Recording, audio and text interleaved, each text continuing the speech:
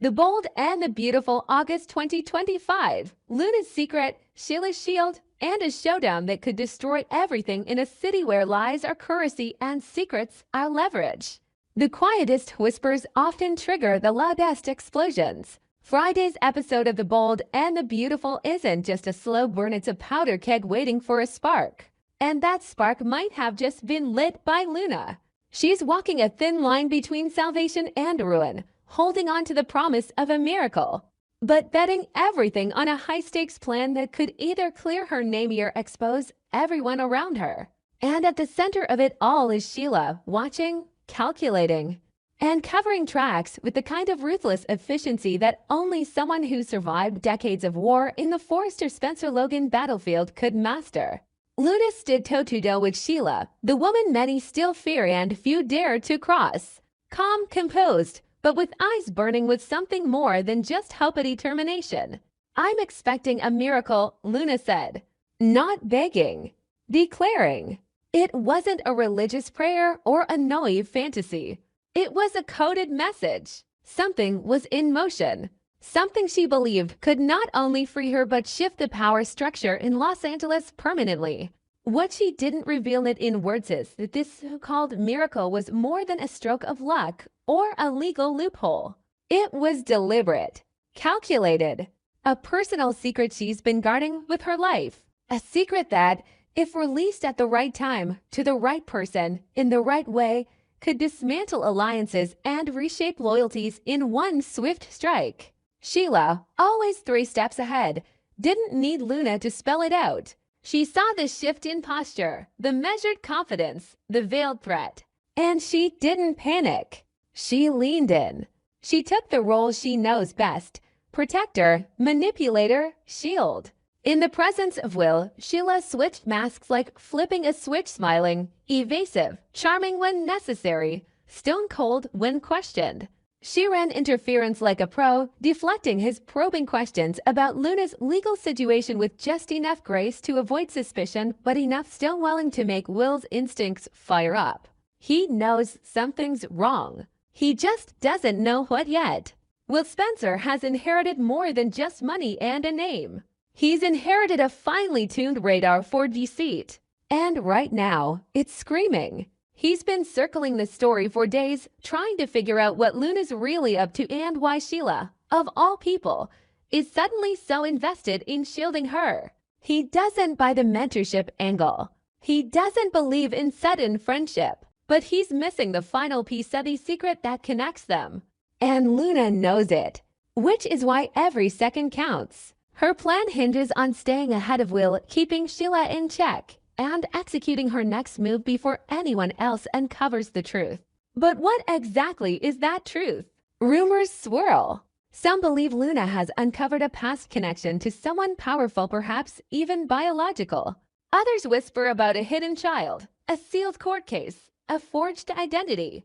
But those are just fragments. What's certain is that Luna's legal trouble isn't as straightforward as it looks. The charges, possibly exaggerated. The motives behind them, definitely personal. Someone wanted her out of the picture. Someone orchestrated her downfall. And now Luna's coming back not just to clear her name, but to reveal who set her up and why. And Sheila? She's not protecting Luna out of loyalty. She's doing it because Luna's secret is tied to hers. They share more than strategy, they share exposure. If Luna falls, she might take Sheila with her. Which is why Sheila's protecting her like a queen guards a vital pawn, because if Luna flips, the whole board collapses.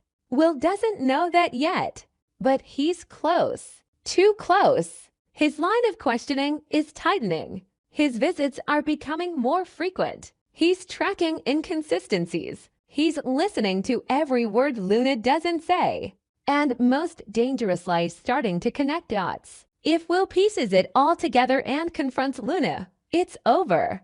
There will be no miracle, no courtroom twist, just exposure. And once that happens, Sheila's web of influencer secret alliances, her ability to maneuver in the shadows crumbles. Everything she's rebuilt will fall, which makes the looming confrontation inevitable. Luna can feel it coming. Her days of maneuvering behind the scenes are numbered. She's at a crossroads. Go public with the secret now and risk chaos, or let Will dig it up himself and lose control of the narrative.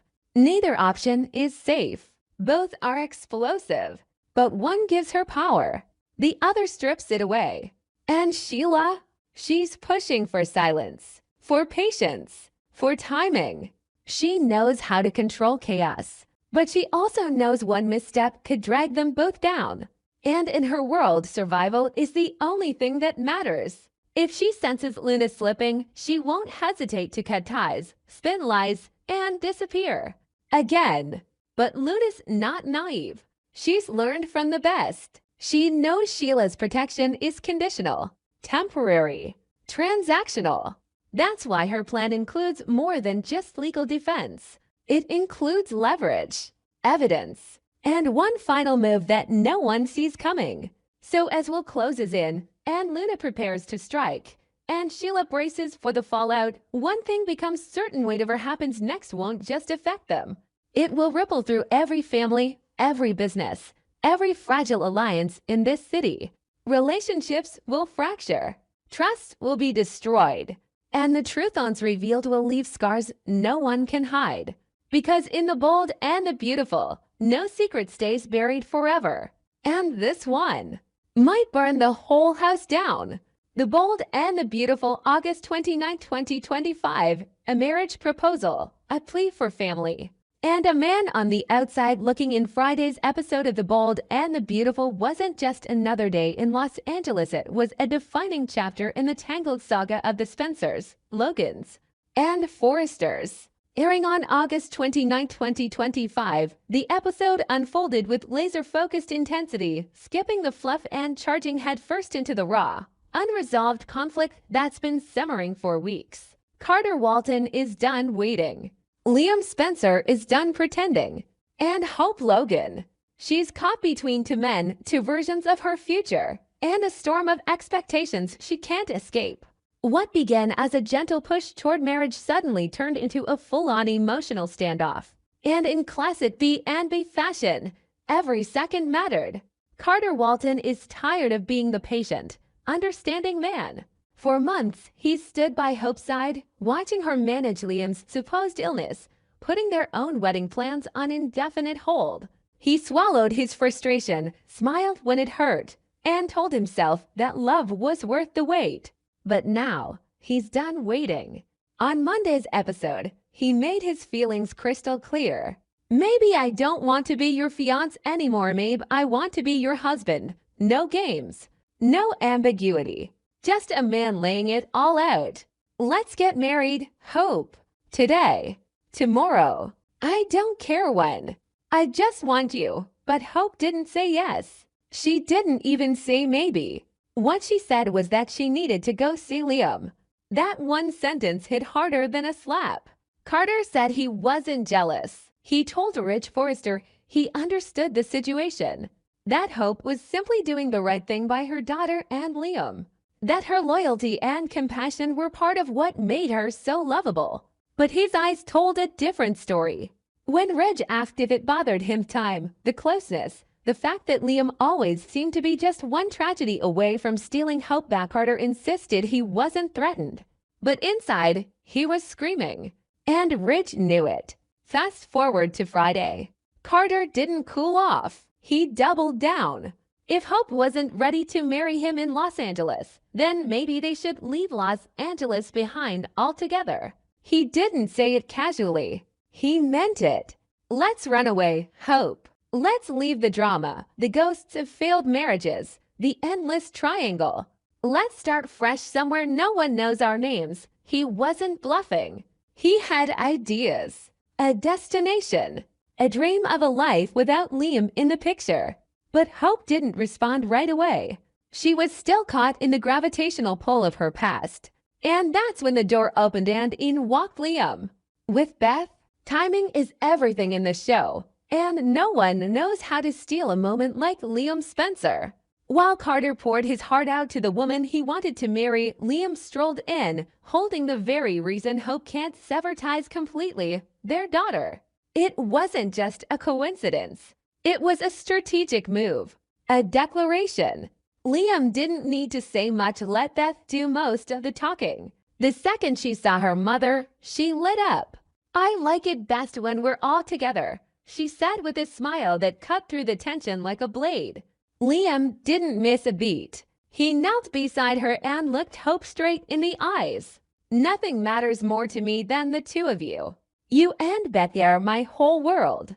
I got lost for a while. I made mistakes, but I see clearly now. I want our family back." Then he pulled his daughter close and without a skink pulled Hope into a warm, familiar hug. The kind that says, "This is how it should be. We belong together." Hope didn't resist. She let it happen. And Carter stood there, watching, not speaking, not moving, just watching. The man who had just begged her to elope now stood powerless, witnessing the very moment his future slipped through his fingers. Hope didn't say she was going back to Liam, but she didn't push him away either. She didn't tell Beth that things had changed. She didn't correct the narrative Liam was so carefully rebuilding. And for Carter, that silence was louder than any answer. It wasn't just about love anymore. It was about place, role, priority. Carter had offered Hope a future built on commitment and peace. Liam offered history and a child and the idea of home. Carter wanted her for who she had become. Liam wanted her for who she used to be. And Hope, caught in between, didn't seem ready to choose. Or worse, he was still trying to keep both lives open. But Carter knew better. He'd seen this pattern before. He'd seen how the men in Hope's life always found a way to pull her back in. How moments like the shugs and declarations and family promise always ended with broken engagements and lost dreams. And now, standing in the same room as Liam and Beth and Hope, Carter realized he might already be the outsider. A supporting character in a love story he didn't write. What happens next is unclear. Carter could walk away. He could fight harder. He could give Hope an ultimatum.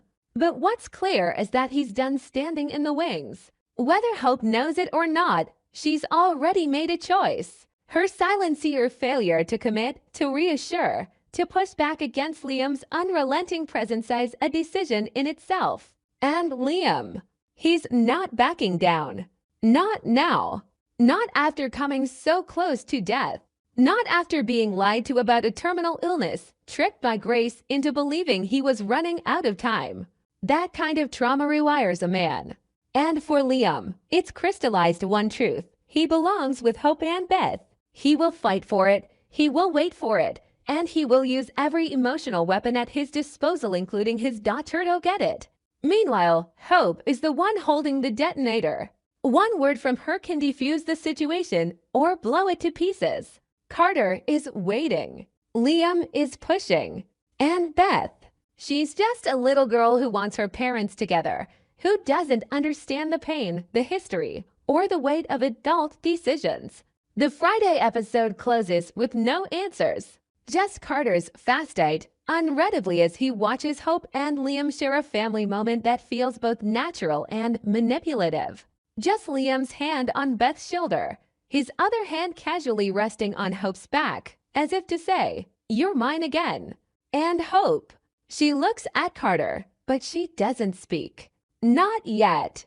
This is the bold and the beautiful, stripped down to its rawest components. No runway, no perfume ads, just people fighting for love, terrified of loss, clinging to old hopes while new ones slip away. Next week promises consequences, decisions, maybe heartbreak. But for now, the message is clear. Someone is going to lose everything. And nobody wants to blink first.